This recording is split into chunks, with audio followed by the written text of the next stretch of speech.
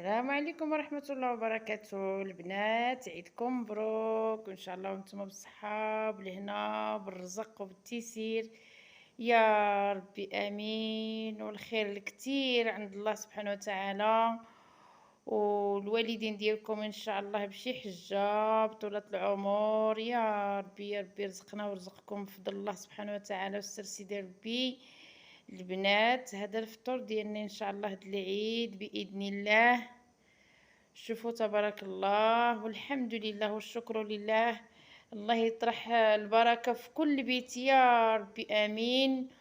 يطرح لنا البركة ولينا وليكم ولجميع المسلمين يا ربي آمين.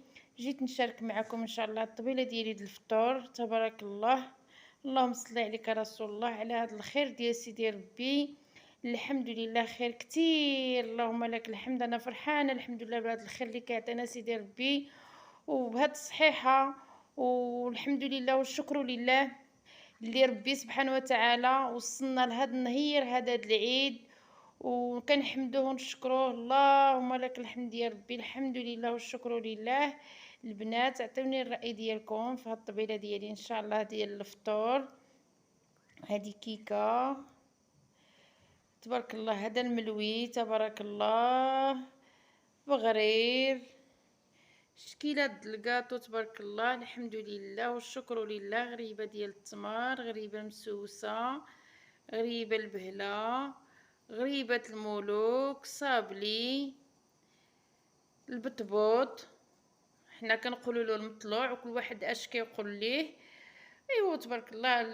ها هي نتوما كلشي كتشوفوه معايا، كتشاركوا معايا الفطور ديالي د العيد. خيركم في داركم تبارك الله، الله يكثر علينا وعليكم خير سيدي ربي يا ربي، وفضل الله سبحانه وتعالى والسر سيدي ربي.